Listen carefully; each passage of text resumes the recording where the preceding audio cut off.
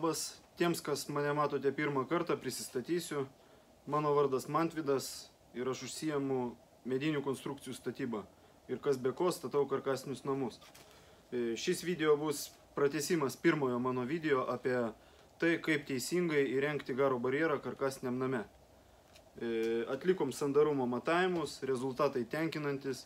Ir šiandieną noriu pasidalinti savo pastebėjimais, būtent į ką reikia atkreipti daugiau dėmesio, kad namas gautųsi dar sandaresnis ir dar šiltesnis. Kaip viskas prasideda, tai turbūt žino daugelis iš jūsų. Tai atvažiuoja matuotojai, susimontuoja savo ventiliatorius, visą savo įrangą ir yra pradedamas sandarumo bandymas. Tai pirmoje eilėje, aišku, viskas yra žiūrima preliminariai, sudaromas vakuumas patalpose, tai yra name. Tada su termovizoriaus pagalba yra ieškomi kažkokie tai trūkumai, kažkur tai kažkokie tai nesandarumai, kažkur tai kažkokie tai galbūt pažeidimai ir panašus dalykai. Mūsų atveju tai parodymai buvo iš karto labai geri. Tai buvo 0,1 per valandą.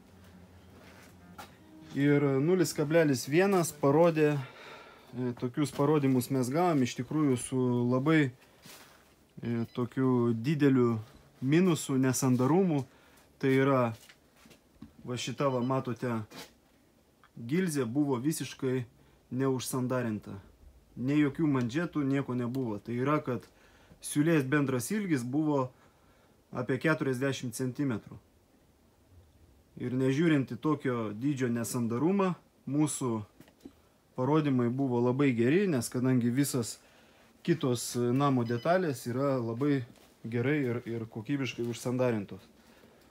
Ir ką aš noriu pasakyti, kad jeigu visas namas yra labai sandarus ir kažkur tai yra toksai didelis nesandarumas kažkur tai vienoje vietoje, tai reiškia, kad tarkim išsijungus ar dingus elektrai, išsijungus rekuperatoriui, tai reiškia, kad visa drėgmė veršis būtent tik tai per vieną šitą nesandarumą.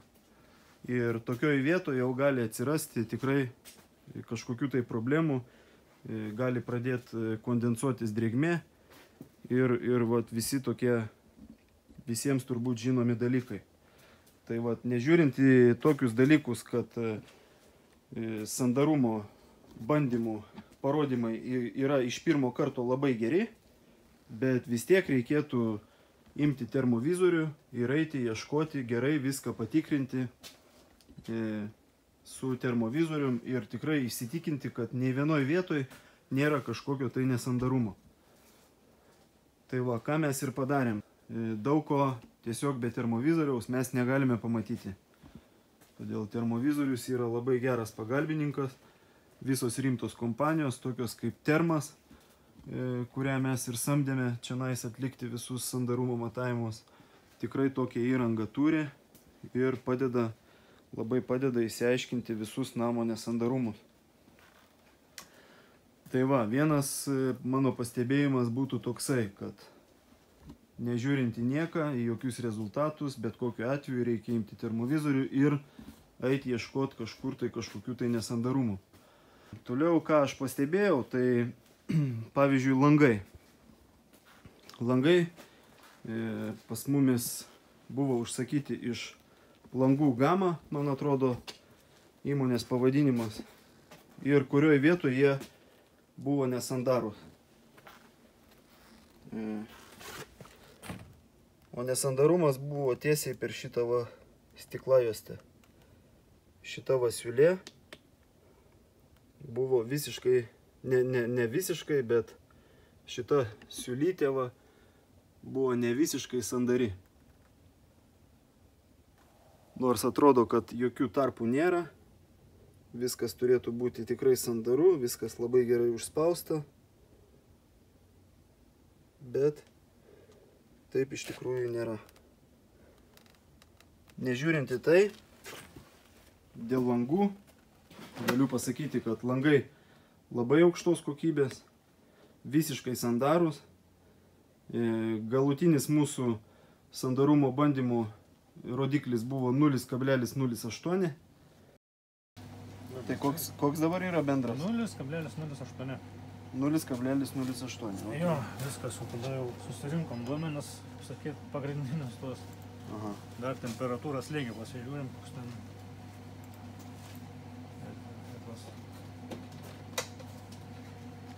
Labai sunkiai čia jas. Sandariam namie sunkiau dirbti, ne? Nereikia tokius sandarių namų. Sunku matuot.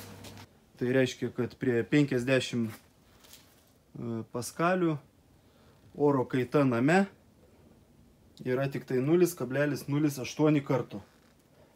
Ir ką tai rodo? Tai rodo, kad mūsų darbas yra atliktas labai kokybiškai.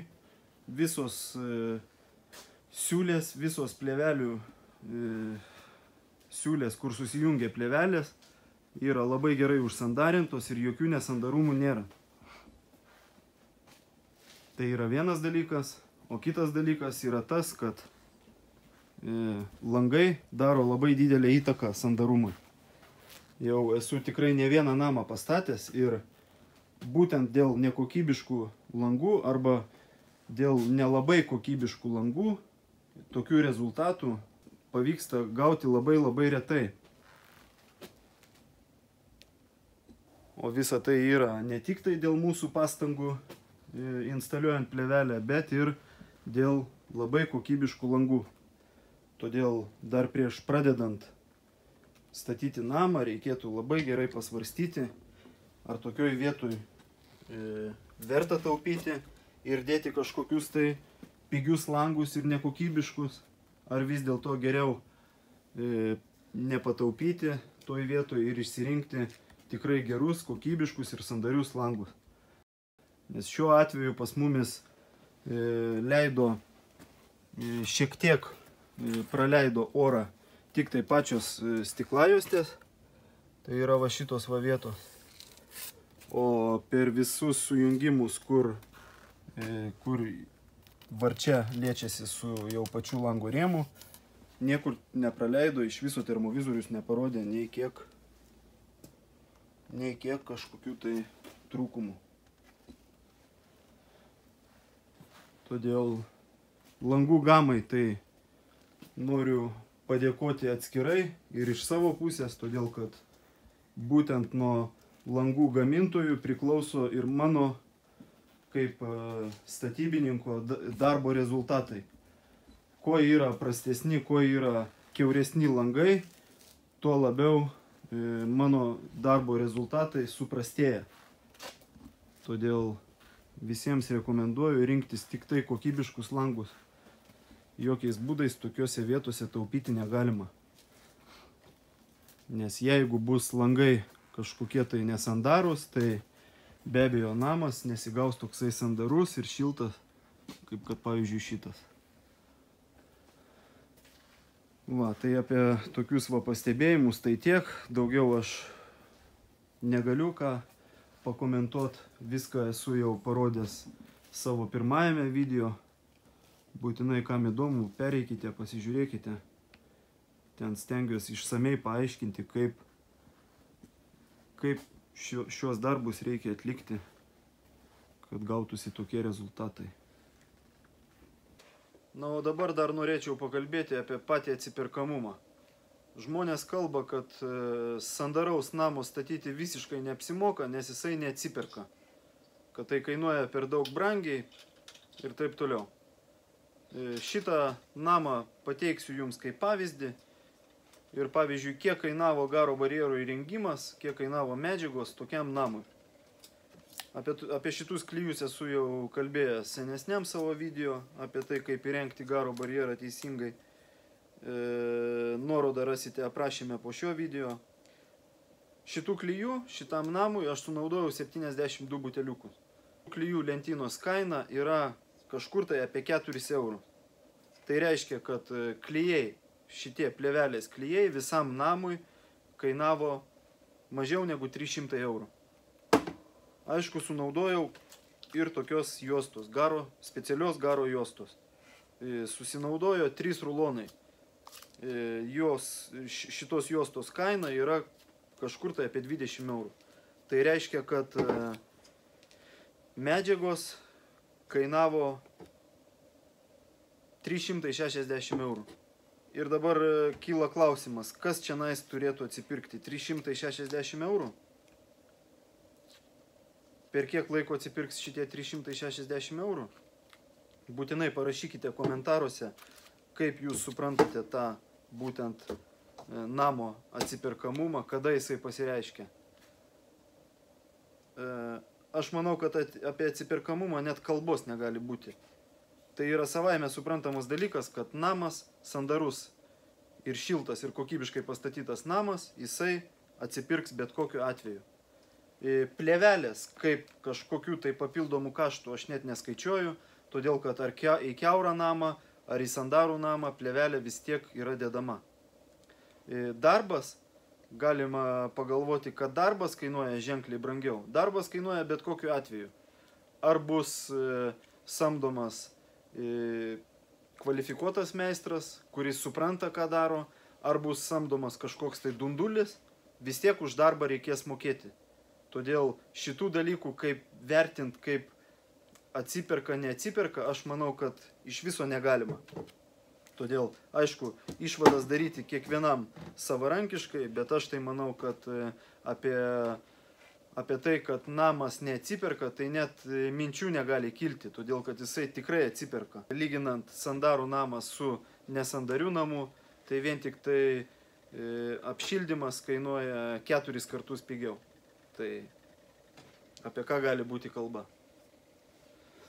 Puikiai suprantu, kad sandaraus namo elementas tai nėra tik tai sandari garo plėvelė, tai yra ir ventiliacijos sistema, ir dar kai kurie dalykai, bet nežiūrinti tai, bet kokiu atveju yra verta statyti kokybiškus ir visiškai sandarius namus, ir jie tikrai atsiperka. Todėl aš laikausi tokios nuomonės, tikrai. Toks buvo video, ačiū visiems už dėmesį.